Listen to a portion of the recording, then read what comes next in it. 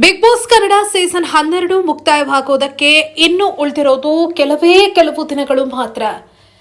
Big boss ಮನೆಯೊಳಗಿರುವಂತಹ ಸ್ಪರ್ಧಿಗಳು ನಾವು winner ಆಗ್ತೀವಾ ಇಲ್ವಾ ಅನ್ನೋ ಲೆಕ್ಕಾಚಾರದಲ್ಲಿ ತೊಡಗಿದ್ರೆ, ಒಬ್ಬ ಸ್ಪರ್ಧಿ ಮಾತ್ರ ತಮ್ಮದೇ ಲೋಕದಲ್ಲಿದ್ದಾರೆ. ನಾನು ವಿನ್ನರ್ ಆಗಬೇಕು ಅನ್ನೋ ಆಸೆ ಅವರಿಗಿಲ್ಲ. ಬಿಗ್ ಬಾಸ್ ಮನೆಯಲ್ಲೇ ಇರಬೇಕು ಅನ್ನೋದು ಅವರ ಆಸೆ. ನೀವೆಲ್ಲ ಗಮನಿಸಿರಬಹುದು, ಬಿಗ್ ಬಾಸ್ ಮನೆಯಲ್ಲಿ ಪ್ರತಿದಿನ ಇಡೀ ಮನೆಯ ಬಗ್ಗೆ ಯೋಚನೆ ಮಾಡುವಂತಹ ಸ್ಪರ್ಧಿ ಅಂದ್ರೆ ರಕ್ಷಿತಾ ಶೆಟ್ಟಿ. ಪ್ರತಿ ಬಾರಿ ನಾಮಿನೇಷನ್ ಅಂತ ಬಂದಾಗ ಒಂದಷ್ಟು ಅವರು ಹೆಸರುಗಳನ್ನ ತೆಗೆದುಕೊಳ್ಳುವಾಗ, ನೀವು ಮನೆ ಕೆಲಸ ಮಾಡೋದಿಲ್ಲ, ಆ ಕೆಲಸ ಮಾಡೋದಿಲ್ಲ, ಈ ಕೆಲಸ ಮಾಡೋದಿಲ್ಲ, ಹಾಗಾಗಿ ನಾನು ನಾಮಿನೇಟ್ ಮಾಡ್ತೀನಿ ಅಂತ ರೀಸನ್ ಅನ್ನ ಕೊಡ್ತಾ ಇದ್ರು. ಆ ಸಂದರ್ಭದಲ್ಲಿ ಒಂದಷ್ಟು ಸ್ಪರ್ಧಿಗಳು ಅವರ ಮೇಲೆ ಆರೋಪವನ್ನ ಮಾಡ್ತಾ ಇದ್ರು. ಮನೆ ಕೆಲಸಕ್ಕೆ ನಾವು ಬಂದಿಲ್ಲ, ನೀನು ಅದೇ ವಿಚಾರವನ್ನ ತೆಗೆದುಕೊಂಡು ನಮ್ಮನ್ನ ನಾಮಿನೇಟ್ ಮಾಡೋದು ಎಷ್ಟರ ಮಟ್ಟಿಗೆ ಸರಿ ಅಂತ. ಹೀಗೊಂದು ಕಾರಣ ರಕ್ಷಿತಾ ಕೊಡೋದಕ್ಕೂ ಕೂಡ ಒಂದು ಉದ್ದೇಶ ಆಯಿತು. ಈ ಮನೆಯಲ್ಲಿ ಪ್ರತಿಯೊಬ್ಬರೂ ಕೂಡ ಜೀವಿಸಬೇಕು. ಬಿಗ್ ಬಾಸ್ ಮನೆಯನ್ನ ಕೇವಲ ಆಟಕ್ಕೆ ಬಂದಿದ್ದೇವೆ ಅಂತ ಮಾತ್ರ ನಾವು ಸೀಮಿತಗೊಳಿಸಬಾರ್ದು. ಈ ಮನೆಯಲ್ಲಿರುವಂತಹ ಪ್ರತಿಯೊಬ್ಬರು ಕೂಡ ಪ್ರತಿ ಕ್ಷಣವನ್ನು ಕೂಡ ಜೀವಿಸಬೇಕು. ಪ್ರತಿ ಮನೆಯ ಸದಸ್ಯರು ಕೂಡ ಇದನ್ನ ಮಾಡಬೇಕು, ಈ ಮನೆಯನ್ನ ಪ್ರೀತಿಸಬೇಕು ಅನ್ನೋದು ಅವರ ಉದ್ದೇಶ.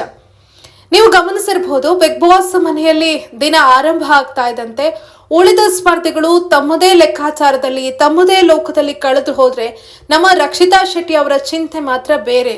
ಇವತ್ತೇನು ಅಡುಗೆ ಮಾಡೋದು, ಏನ್ ಐಟಮ್ ಇದೆ ಬಿಗ್ ಬಾಸ್ ಮನೆಯಲ್ಲಿ, ಕಿಚನ್ ಅಲ್ಲಿ ಇವತ್ತು ಅಡುಗೆ ಮಾಡೋದಕ್ಕೆ ಏನ್ ಐಟಮ್ ಇದೆ, ಯಾವ್ದು ಕಮ್ಮಿ ಆಗಿದೆ, ಏನ್ ಮಾಡಿದ್ರೆ ಚೆನ್ನಾಗಿರುತ್ತೆ, ಈ ರೀತಿ ಒಬ್ಬ ಮನೆಯಲ್ಲಿ ಅಮ್ಮ ಮನೆಯಲ್ಲಿ ಇರುವಂತಹ ಸದಸ್ಯರಿಗೆ ಅಡುಗೆ ಮಾಡಿ ಬಡಿಸೋದಕ್ಕೆ ಯಾವ ರೀತಿ ಯೋಚನೆ ಮಾಡ್ತಾ ಇರ್ತಾರೋ, ಮೊದಲ ದಿನವೇ ಟೆನ್ಷನ್ ಶುರು ಆಗುತ್ತೆ. ನಾಳೆ ಬೆಳಗ್ಗೆ ಬ್ರೇಕ್ಫಾಸ್ಟ್ಗೆ ಏನ್ ಮಾಡೋದು, ಮಧ್ಯಾಹ್ನಕ್ಕೆ ಅಡುಗೆ ಏನ್ ಮಾಡೋದು ಅಂತ. ಅದೇ ರೀತಿ ರಕ್ಷಿತಾ ಶೆಟ್ಟಿ ಬಿಗ್ ಬಾಸ್ ಮನೆಯಲ್ಲಿ ಪ್ರತಿದಿನ ಇವತ್ತೇನೋ ಅಡುಗೆ ಮಾಡೋದು, ದಾಲ್ ಮಾಡೋದಾ ಅಥವಾ ಇದು ಮಾಡೋದನ್ನ ಅದು ಮಾಡೋಣ ಅಂತ ಅಶ್ವಿನಿ ಗೌಡ ಇರ್ಬೋದು, ರಘು ಅವರ ಜೊತೆ ಇರ್ಬೋದು, ಡಿಸ್ಕಷನ್ ಮಾಡ್ತಾನೆ ಇರ್ತಾರೆ.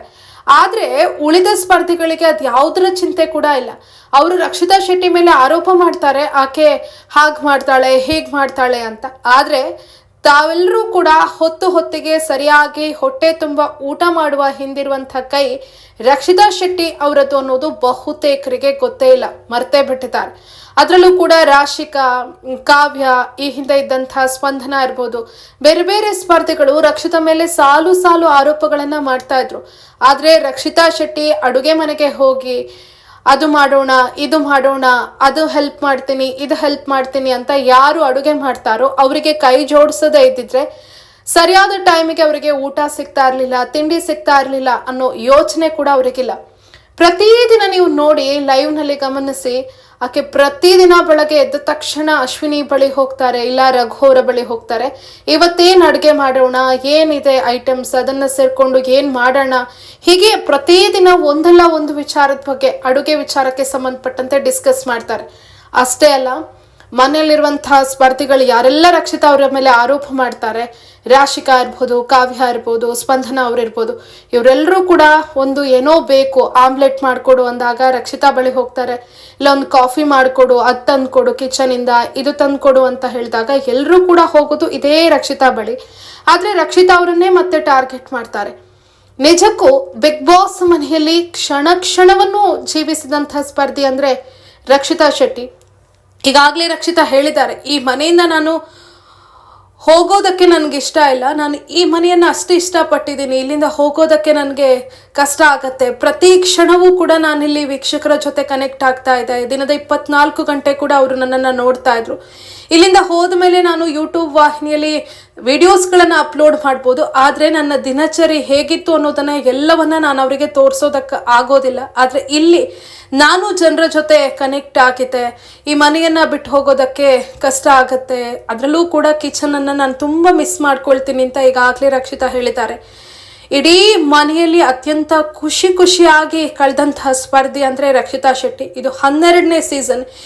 ಇಷ್ಟು ಸೀಸನ್ಗಳಲ್ಲೂ ಕೂಡ ರಕ್ಷಿತಾ ರೀತಿಯಾದಂತಹ ವಿಭಿನ್ನ ವ್ಯಕ್ತಿತ್ವದ ಯಾವ ಸ್ಪರ್ಧೆಯೂ ಕೂಡ ಬಂದಿಲ್ಲ. ಹೌದು, ನಿಜ, ಒಬ್ಬರ ವ್ಯಕ್ತಿತ್ವ ಒಂದೊಂದು ರೀತಿ ಇರುತ್ತೆ, ಒಂದೇ ರೀತಿಯಾದಂತಹ ಸ್ಪರ್ಧೆಗಳು ಬರೋದಕ್ಕೆ ಸಾಧ್ಯ ಇಲ್ಲ. ಆದ್ರೆ ಇಷ್ಟೊಂದು ಪ್ರೀತಿಸಿದ ಮನೆಯನ್ನ ಸ್ಪರ್ಧೆ ಯಾರೂ ಕೂಡ ಇರ್ಲಿಕ್ಕಿಲ್ಲ. ಪ್ರತಿ ಕ್ಷಣವೂ ಕೂಡ ಈ ಮನೆಯನ್ನ ಪ್ರೀತಿಸಿದ್ದಾರೆ. ನನ್ನ ಮೇಲೆ ಯಾರೇ ಏನೇ ಆರೋಪ ಮಾಡಲಿ, ಊಟದ ವಿಚಾರ ಬಂದಾಗ ಅವ್ರ ಮೇಲೆ ಕೋಪ ತೋರಿಸಿಲ್ಲ, ಅವ್ರು ಮುನ್ಸ್ಕೊಂಡು ಕೂತಾಗ ಅವರಿಗೆ ಹೋಗಿ ಸಮಾಧಾನ ಮಾಡಿದ್ದಾರೆ. ಇದೇ ಕಾರಣಕ್ಕೆ ರಕ್ಷಿತಾ ಶೆಟ್ಟಿ ಎಲ್ರಿಗೂ ಕೂಡ ಇಷ್ಟ. ಅದರಲ್ಲೂ ಕೂಡ ಇವತ್ತು ಬಿಗ್ ಬಾಸ್ ಮನೆಯಲ್ಲಿರುವಂಥ ಎಲ್ಲ ಸ್ಪರ್ಧಿಗಳು ಹೊತ್ತಿಗೆ ಸರಿಯಾಗಿ ವೆರೈಟಿ ಊಟವನ್ನ ಮಾಡ್ತಾ ಇದ್ದಾರೆ.